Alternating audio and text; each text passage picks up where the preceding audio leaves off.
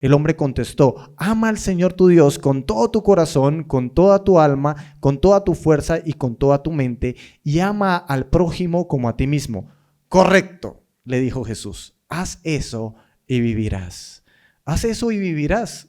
Hay algo que trae vida en relación con el mandamiento de amar. Amar a tu prójimo realmente te transforma. Hay un sentimiento en esto de aprender a amar. Ojalá pudiéramos aprender a amar más rápido, pero hay este sentimiento de este tipo de cosas que uno dice, ¿por qué no las supe antes? ¿Por qué no me dispuse a aprenderlas antes? Para ilustrar este sentimiento, encontré una historia que ocurre en 1847, en un lugar en Viena, en un hospital. Un hombre empezó a darse cuenta que en diferentes salas de parto, las mujeres tenían un promedio más alto de morir. En esa época, la gente no se lavaba las manos, los doctores no se lavaban las manos en el momento del parto, y casi un 15% de las chicas y de las mujeres que entraban a parto morían, mientras que en la otra sala era reducido. Bueno, ¿qué sucedía? Y esta persona empezó a observar que los doctores que atendían en esta sala también estaban en la morgue, en lugares donde habían bacterias muy fuertes, y estas bacterias se las transmitían en el momento del parto. Así que él se dio cuenta y le dijo a las personas: venga, ¿y si nos lavamos las manos con cloro? Y la gente dijo: ¿pero qué? ¿Eso como para qué? Pues resulta que cuando lo empezaron a hacer, y él lo empezó a hacer, redujeron las muertes drásticamente. El 1% de las chicas que entraban, pues ya era reducido la mortandad. Bueno, pero no fue sino hasta 20 años después cuando realmente lo escucharon. Él decía: mire, es esto, y yo lo he comprobado. Y la gente decía: ¿qué va? Eso no es lo que salva a las mujeres. Y deja este sentimiento de ¿por qué no lo aprendí antes? ¿No? Este sentimiento en los doctores, cuando lo entendieron, fue 20 años después. De verdad habían bacterias que dañaban a las personas y tenían que empezar a lavarse las manos. Tal vez esto de aprender a amar ocurre en este mismo sentido. Si pudiéramos aprender a amar, si nos diéramos cuenta, así como ellos, que el agua tal vez limpiaba las manos, así como con la palabra de Dios, el amor restaura y da vida. Si lo aprendiéramos antes, pues aprenderíamos a vivir vidas realmente transformadas. Amar a tu prójimo te transforma. No esperes mucho tiempo, ya es hora de decirnos: wow, cuánta clase de vida y qué tipo de vida podría yo tener si aprendiera esa clase de amor que Jesús nos da. Hay una frase que nos va a dirigir a través de esta conversación. La evidencia de amar bien a Dios es amar bien a las personas. Aprender a amar a tu prójimo forma en ti la vida plena y feliz que siempre quiso darte. Y pensar, si yo lo hubiera sabido antes, si hubiera sabido lo importante que era, lo hubiera aprendido y lo hubiera hecho antes. Y tal vez estamos en un punto de nuestra vida en donde Dios, voy a decir esto para que suene así como, así suena, para que Dios quiere llevarlo a usted a algo nuevo en su vida. Y eso nuevo que Él quiere para usted está relacionado con aprender a amar. Y como que tenemos que llegar a un punto en donde dejemos de hablar tanto de amar y empecemos a aprender a hacerlo.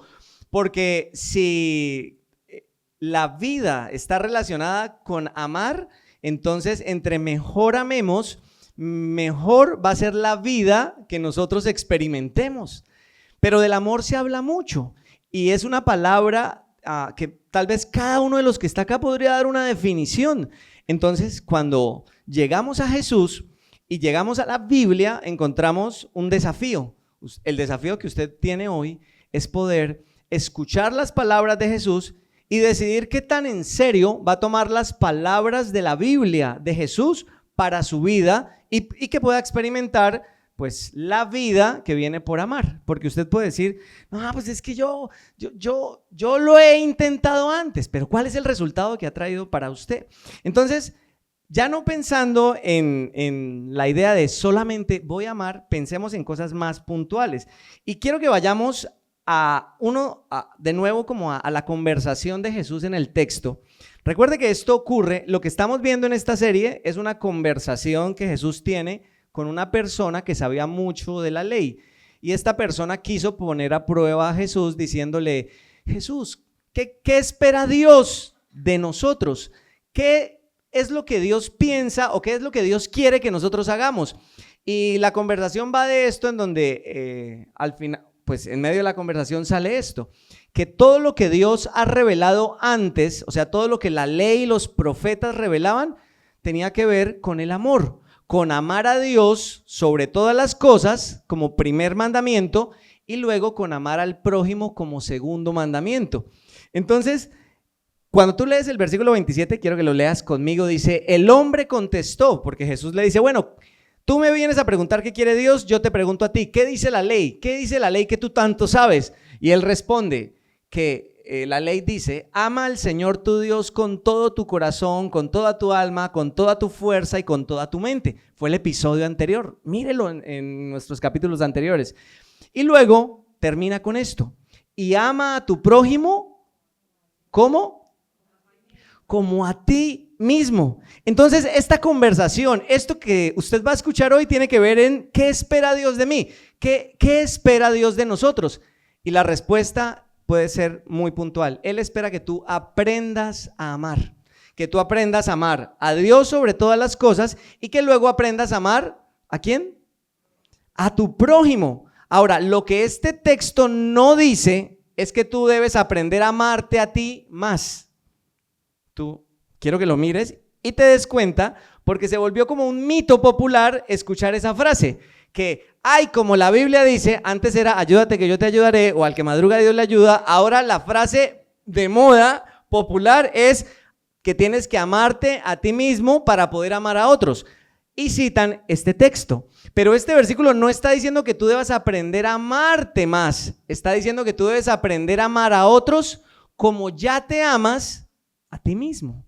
O sea, de la forma en como tú buscas para ti algo, de esa misma manera, Él quiere enseñarte a que tú busques para los demás. Y esto es revolucionario y es entonces la razón de cómo amar a nuestro prójimo nos puede transformar.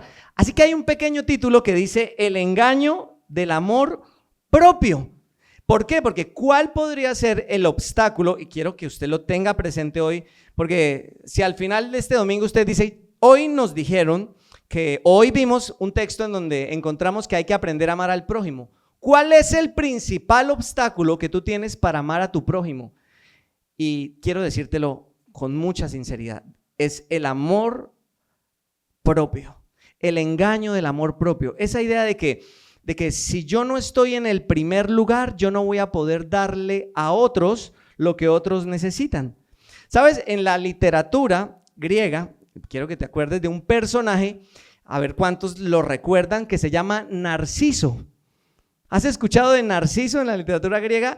Narciso era un joven que era tan hermoso, él nació tan bello, como algunos, chistes para otro día.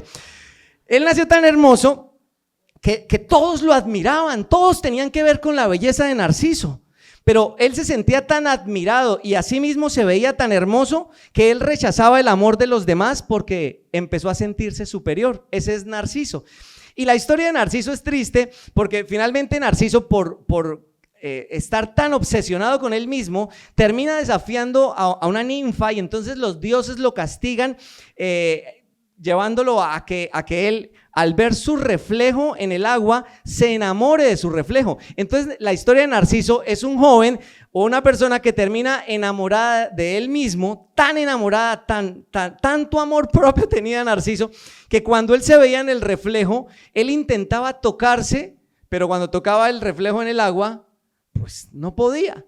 ¿Cuál es el final de Narciso? Narciso al final muere en ese lugar porque él no logra despegarse de su imagen, de la cual está tan enamorado, y muere tratando de amarse a sí mismo, y muere solo. Y del término narciso, entonces usted puede recordar otro término que para usted y para mí hoy puede ser más consciente. ¿Cuál es? El narcisismo. ¿Y qué es el narcisismo? Es es esto que viene de la idea de Narciso. En la cultura en la que tú y yo estamos, y quiero que mires esto como para que lo tengas en cuenta, en la cultura en la que estamos, vivimos en una cultura que dice ámate a ti mismo, pero quiero decirle algo, cuando el yo primero manda, cuando eres tú el que está en el primer lugar y en el centro de tu vida y todo tiene que girar en torno tuyo, cuando eso sucede, cuando tú estás dominado por el yo primero, el corazón es incapaz de amar. El tema de hoy es cómo aprendo a amar y siendo sencillos, solo vas a aprender a amar cuando entiendas que el amor propio va a ser el principal desafío y obstáculo que tú debas superar, porque mientras tú estés en el primer lugar, no vas a poder entregar y amar a otras personas ni a Dios. Solo cuando Dios ocupa el primer lugar, la vida encuentra la verdadera felicidad. La Biblia inicia en Génesis 3 con un relato en donde el ser humano o la primer pareja de humanos, los primeros seres humanos creados por Dios son tentados. ¿Y cuál es la tentación que ellos escuchan y de la que son seducidos? Bueno, en Génesis 3 ellos oyen la voz del tentador y el tentador les dice que se amen a ellos mismos. Cuando el tentador está con ellos, cuando la serpiente viene al huerto del Edén como está en el relato, lo que sucede es que el ser humano lo tenía todo, podía tener el amor de Dios, o sea, podía sentirse amado y podía amar a Dios y eventualmente iba a amar a otros porque Dios los había puesto ahí para que se multiplicaran. Entonces ellos eran corazones listos para amar, pero viene la tentación y la tentación les dice: con que Dios les ha dicho que no hagan esto, porque Dios había puesto un principio y una regla para mantener un orden. Y el tentador les dice: Dios les dijo no hagan esto, pero si ustedes lo hacen van a estar mejor. Y entonces ya conocemos el resto de la historia y usted puede leerla en Génesis capítulo 3. El amor propio siempre me lleva a desconfiar si lo que Dios puede darme o lo que los demás pueden darme es suficiente para mí o si es todo lo que yo merezco. Imagina la mente de Adán diciendo: bueno, Dios me creó, yo soy el administrador de todo el mundo, pero yo podría ser Dios o como un Dios. La tentación estuvo en desconfiar del amor de Dios y ponerme a mí en el primer lugar. Entonces quiero aclararte que cuando hablamos de no amarnos o del obstáculo del amor propio, no estamos hablando de tener una imagen de nosotros negativa. Yo no estoy diciendo que tú debas, para poder amar a otros, tener una imagen propia negativa. Para que tú ames a otro, debas tener una imagen pobre de ti mismo y menospreciarte. El amor propio no tiene que ver en la forma en cómo te ves. El amor propio tiene que ver en el lugar donde tú te pones frente a los demás. Pero tu autoimagen no tiene que ver con tu amor propio. Y eso espero que sea liberador para ti, porque no tienes que verte menos que nadie. Es más, cuando tú aprendes a verte desde el amor de Dios, ¿cómo te ves? Valioso, porque Dios te dice que tú eres valioso. Entonces el amor de Dios empieza a decirte que tú tienes un valor que Él te da, pero no tiene que ver con que tú seas el centro de todo. Entonces el tema del amor propio o de no caer en este engaño no es menospreciarte y empezar a tener problemas de autoestima. El tema del amor propio es que tú te des cuenta que la esencia del amor es entregar, y si tú eres lo primero en todo, nunca vas a ser capaz de entregar porque todo lo quieres para ti y no tienes espacio para los demás. Quiero que mires este texto que leímos el domingo anterior y quería traerlo de nuevo, y dice Mateo 16: si solo les preocupa salvar su vida, la van a perder. Pero si deciden dar su vida por mi causa, entonces se salvarán. De nada sirve que una persona gane en este mundo todo lo que quiera si al fin de cuentas pierde su vida, y nadie puede dar nada para salvarla. Este texto no va de que tú te ganas tu salvación haciendo cosas. Este texto va de que si tú eres una persona obsesionada contigo misma y no te das cuenta que hasta que no reconozcas que Dios debe estar en el primer lugar, siempre vas a rechazar su amor y su amor es el que te salva. Entonces, el que no está dispuesto a perder su vida, el que no está dispuesto a dejar de verse como en el reflejo del agua, como Narciso lo hacía, no va a poder recibir el amor de Dios, porque el amor de Dios nunca va a ser suficiente en su mente. Ahora, la radiografía que la Biblia hace es que desde que nacemos, la tendencia de nuestro corazón es amarnos a nosotros mismos. Tú a veces piensas, pero si una persona está en una relación tóxica es porque le falta amor propio, o si una persona está en una adicción o está haciendo esto es porque le falta amor propio. ¿Sabes que no? Lo que la Biblia dice que nos lleva a estar en situaciones en donde nosotros entregamos nuestra libertad y entregamos lo que somos, no es porque nos falte amor propio. Lo que la Biblia revela es que cuando estamos ahí porque de alguna manera pensamos que eso es lo que queremos o que de alguna forma esa situación nos va a generar un bienestar. Quiero hacer una salvedad porque es importante. No estoy hablando de situaciones en donde tú estás de manera coercitiva, obligada. No estoy hablando de un abuso. No estoy diciendo que tú debes estar en medio de una situación en donde están abusando de ti. Estoy hablando de que cuando entregamos nuestra libertad voluntariamente, siempre lo hacemos por amor propio. Aunque sea una situación en la que tú dices, pero ¿por qué está con esta persona? ¿Qué tiene en la cabeza? Pues una distorsión donde piensa que esa persona puede suplir lo que necesita y lo que quiere. Y la razón por la que está ahí es por esta idea del amor propio, porque yo creo que esto es lo que quiero, es que esto es lo que yo me merezco. Y entonces el amor propio siempre va a ser un obstáculo en nuestra vida porque nos llena de inseguridad, nos llena de miedo. Ser amados nunca nos va a llenar mientras nosotros estemos, mientras vivamos en un mundo en donde nosotros somos la prioridad. Y entonces Dios no ocupa el lugar que debería ocupar y no tenemos el espacio para los demás. El amor propio es la barrera que va a impedir que tú seas amado por Dios, porque el amor propio te va a decir que ni siquiera el amor de Dios es suficiente para ti. En cambio, cuando tú empiezas ya no a trabajar desde el amor propio, sino tal vez desde la autoimagen y empiezas a decir, ¿cómo me ve Dios? Y empiezas a reconocer que tú puedes confiar en el amor de Él aunque tengas que renunciar a ciertas cosas que tú querías. Entonces empiezas a experimentar ser amado y empiezas a aprender cómo amar a otros. El primer punto de este texto es cómo el amor propio es la barrera que tú y yo siempre hemos tenido para poder amar, porque nos ponemos en el primer lugar. Pero luego viene el punto número 2, que me parece que es el que nos llena de entusiasmo, y es cuál es la importancia de amar a otros y cómo esto empieza a transformarnos. La importancia de amar a otros. En la Escritura encontramos que el Señor Jesús le da esa importancia. Jesús contestó: ama al Señor tu Dios con todo tu corazón, con toda tu alma y con toda tu mente, y este es el primer mandamiento y el más importante. Y hay un segundo mandamiento que es igualmente importante. Lo que está ahí en rojo está diciendo, y este mandamiento, que es amar al prójimo, es igualmente importante. Ama a tu prójimo como a ti mismo. ¿Y por qué es tan importante? Bueno, el Señor Jesucristo mostraba que este mandamiento, el amar a Dios y al prójimo, era una síntesis de la ley y los profetas. Esta ley de Dios se dividía en lo que mi relación con Dios: no hagan dioses ajenos delante de mí, guarda el sábado, su santo nombre no lo uses en vano, mientras que los otros mandamientos estaban en esta línea horizontal, como no matarás, no codiciarás a la mujer de tu prójimo, los bienes ajenos.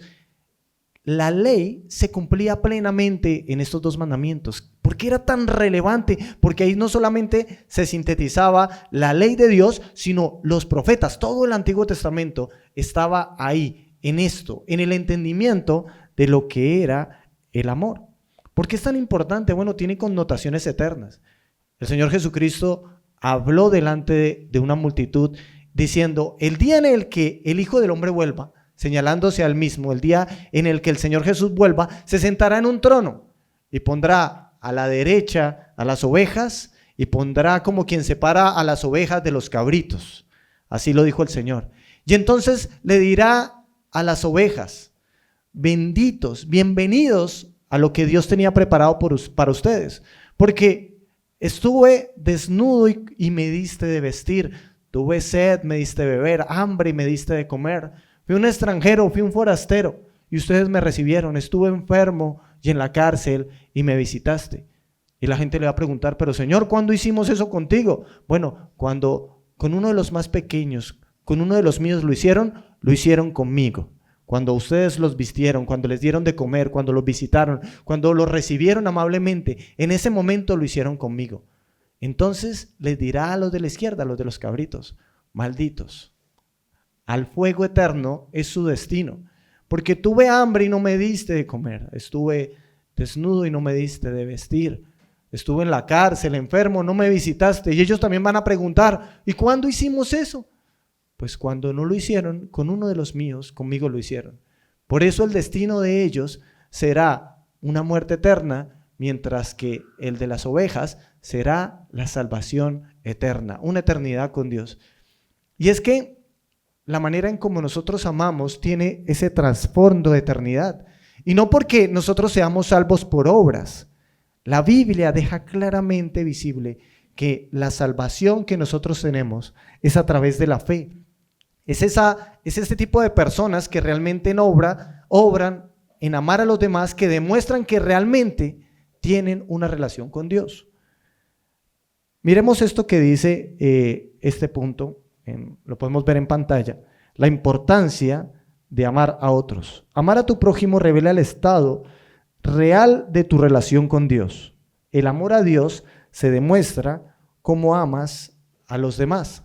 Y es que Santiago decía, la fe sin obras es una fe muerta. O sea que nuestras obras revelan si realmente tenemos una relación con Dios. La fe sin obras es una fe muerta. Y Santiago da un ejemplo. Entonces él dice, imagínese que llega un hermano suyo y usted dice que tiene mucha fe y que lo ama tal vez, pero llega un hermano suyo y tiene necesidad de vestido y necesidad de comida y usted le dice, ay, por favor, abrígate y ojalá que comas y te vaya bien, pero no le das nada para que se abrigue ni le das comida. ¿Tiene eso sentido? Esa clase de fe está muerta. Es como quien dice en palabras de nosotros, yo amo a Dios, pero realmente no amo al hermano. Bueno, eso no son palabras de nosotros, está en la palabra de Dios. No puedo decir que amo a Dios y aborrezco a mi hermano. No tiene sentido. Esto lo podemos ver constantemente en nuestras vidas, porque este amar es lo que refleja que realmente hemos sido transformados. Si cercanos a usted, si en su familia, su iglesia, hay necesitados y usted dice, ay, sí, ¿cómo los amo? Pero no te incomodas para ayudarlos, no los estás amando, aunque digas yo los amo. Si tú dices, ay, sí, la abuelita en mi casa, mi tía, mi primo que está pasando por necesidad, no tiene que vestir, no tiene que comer, pobrecito, pero es que yo estoy trabajando, y no te incomodas, no pides un permiso, no haces algo, entonces esa clase de fe demuestra que está incompleta, no es una fe viva, no es una relación con Dios clara. Nuestras obras son como un termómetro en nuestra relación con Dios, demuestran cómo está nuestra relación con Dios. Esto lo explica claramente este versículo. Leamos este versículo que está en Juan. Queridos amigos, sigamos amándonos los unos a los otros, porque el amor viene de Dios. Todo el que ama es un hijo de Dios y conoce a Dios, pero el que no ama no conoce a Dios, porque Dios es amor. Si realmente queremos conocer a Dios, debemos amar. Hablábamos la vez pasada que solamente el que está conectado con Jesucristo entiende y puede recibir realmente lo que es el amor. Si le entregamos nuestra vida a Jesús y entendemos que solo Él puede perdonar nuestros pecados, podemos recibir el amor de Dios y entonces de esa manera podríamos darlo. Versículo 11 dice, queridos amigos, ya que Dios nos amó tanto, sin duda nosotros también debemos amarnos los unos a los otros. Nadie jamás ha visto a Dios, pero si nos amamos los unos a los otros, Dios vive en nosotros y su amor llega a la máxima expresión en nosotros. El amor de Dios llega a la máxima expresión cuando nos amamos, porque la gente ve el amor en medio de nosotros, o sea, ve a Dios en medio de nosotros. Juan dice, si no somos capaces de amar a nuestro hermano que lo vemos, ¿cómo vamos a amar a Dios que no lo vemos? En esta relación que Dios, el Señor Jesucristo, se representa a sí mismo en los necesitados, en la iglesia. O sea, si no amamos la parte visible de Dios, no vamos a poder amarlo a Él que es invisible. ¿Lo entendemos? Entonces esto nos revela esa relación que nosotros podemos tener con Dios. Por eso podríamos cerrar con la misma frase: amar a tu prójimo revela el estado real de tu relación con Dios. El amor a Dios se demuestra en cómo amas a los demás. Si lo hubiera sabido antes, lo hubiera aprendido mejor. Es más, si lo hubiera sabido antes, lo hubiera practicado. Si hubiera sabido antes qué tan importante era hablar otro idioma, hubiera empezado antes. Si hubiera sabido antes lo importante que era administrar bien mi dinero y ahorrar y no entrar en deudas, si lo hubiera sabido antes, lo hubiera hecho. Si hubiera sabido antes que amar esto, esa relación o ese proyecto, al final no me iba a dar la satisfacción necesaria, lo hubiera hecho antes. Si hubiera sabido que amar era tan importante, lo hubiera aprendido antes, le hubiera prestado más atención. La conversación de Jesús con este hombre de la ley gira en torno a aprender a amar. Este año este mes incluso, nuestra serie de Aprender a Amar, yo creo que es una oportunidad que muchos de los que estamos acá podemos tomar para decir: quiero tomarme en serio esto de aprender a amar. Y es que las palabras finales de Jesús en el texto que él tiene es versículo 28. Cuando este hombre le dice que el amor es lo importante, Jesús le dice: correcto, le dijo Jesús, haz esto y vivirás. Haz esto y vivirás. No, la salvación no viene por mis obras, pero es el reflejo, mis obras, de que yo ya he sido y la estoy experimentando. La vida que Dios quiere para nosotros está en el amor, en aprender a amar lo correcto y poner lo correcto en el lugar que es. Amar a Dios sobre todas las cosas y luego amar a mi prójimo. Y entonces, ¿qué nos podemos llevar hoy cuando estudiamos esto con Fer? Porque este es uno de los textos que hemos visto y hemos estudiado mucho, pero tenga esto en mente. Aprender a amar a otros es superar el amor por mí mismo.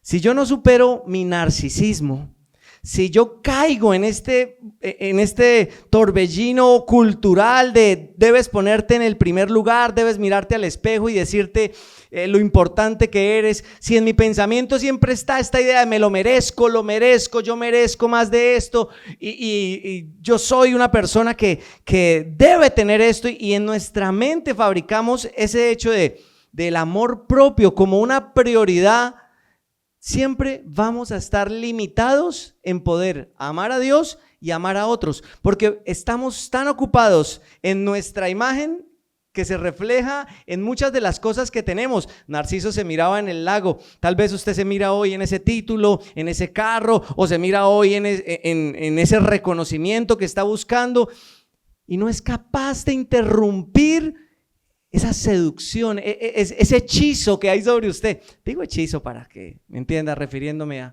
al tema de la literatura.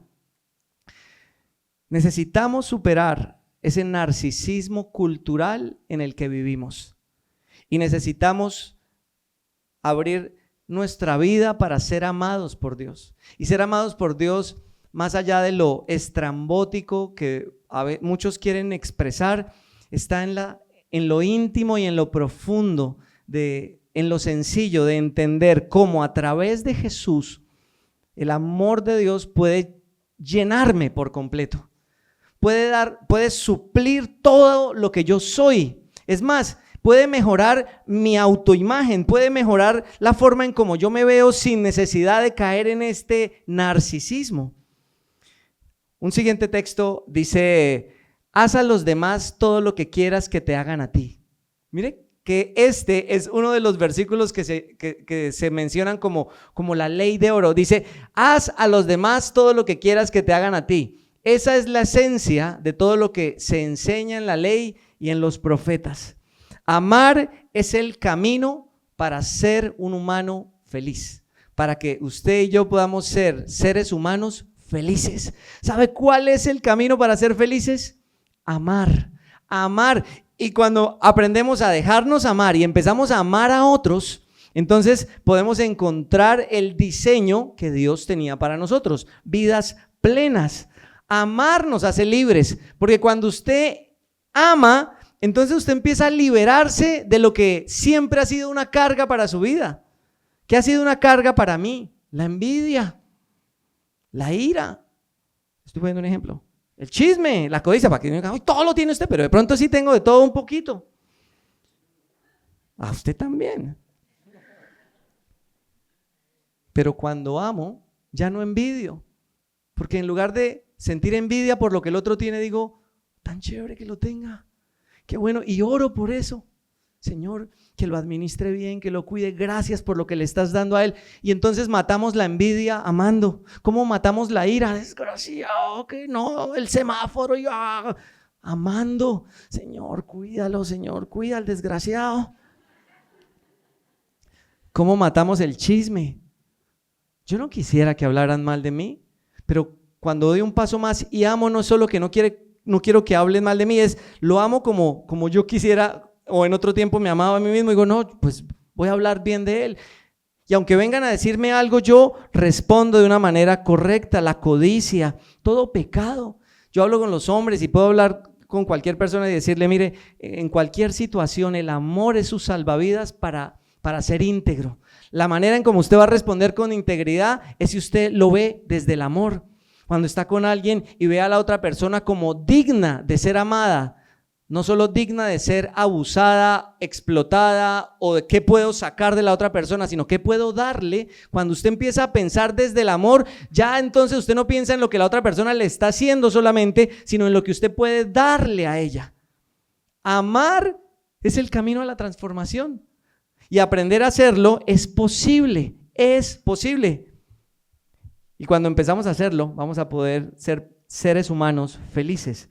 Entre más amamos, más crecemos. Entre más amamos, más maduramos. Porque la madurez, más allá del conocimiento, de todo el conocimiento que tengamos, la madurez tiene que ver en cómo deseamos lo mejor para los demás. Y cuando lo hacemos, usted pensará, pero si yo me ocupo de los demás, ¿quién se ocupa de mí? La promesa es que Dios se ocupa de ti porque Él te ama. Y tú puedes decir, ¿quién me va a cuidar? Dios te va a cuidar. Ahora, vuelvo y digo que el amor a los demás no tiene que ver con situaciones de abuso en donde tú tienes la libertad de salir de esa situación. Tiene que ver con no entregar tu libertad para estar en el lugar equivocado, pero amando. Me gustaría que pudiéramos orar de una manera muy honesta y sencilla, y que pudiéramos decirle, Señor, enséñanos a amar. Yo quiero amar a mi familia, quiero aprender a amar. Tal vez he pensado que ya amo, es que yo siempre he amado a mis hijos. Señor, quiero aprender a amar a mis hijos, quiero aprender a amar a mis padres, quiero aprender a amar a mi familia, quiero aprender a amar a mi iglesia, quiero aprender a amar, porque amar es el camino para poder ser seres humanos felices. Quiero invitarte a que ores conmigo pensando en eso. Quiero aprender a amar a otros como me he amado a mí mismo, hacer con los demás como quiero que hagan conmigo. Ese es un buen modelo. Ay, ¿cómo lo amo? Como usted quisiera ser amado. Usted quiere que lo perdonen, perdone. Como usted quiere ser perdonado, perdone. Como usted quiere ser atendido, atienda. En amor, no en egoísmo. Señor, tú nos das un camino seguro para poder encontrar la salvación, y es en tu amor. Y nos das un camino seguro para encontrar la restauración y la sanidad de todas esas heridas del pasado, de todas esas carencias y vacíos en nuestro corazón, al ser amados, pero al aprender a amar. Porque entendemos que mientras amamos, sanamos. Amamos y sanamos de la envidia, sanamos de la ira, sanamos del chisme, sanamos de la codicia, sanamos de la inmoralidad, porque ya no vemos al otro como un objeto, sino lo vemos como alguien digno de ser amado, aunque no lo merezca. Por gracia, la misma que hemos recibido, la ofrecemos a otros. Gracias, porque podemos dar estos pasos, Señor, hoy como iglesia, para aprender a amar.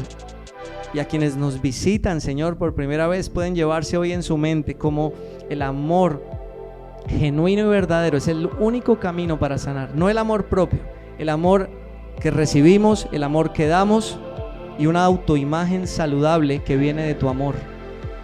Gracias, porque hay esperanza para cada uno de nosotros hoy. Quiero amar, Señor. Amén.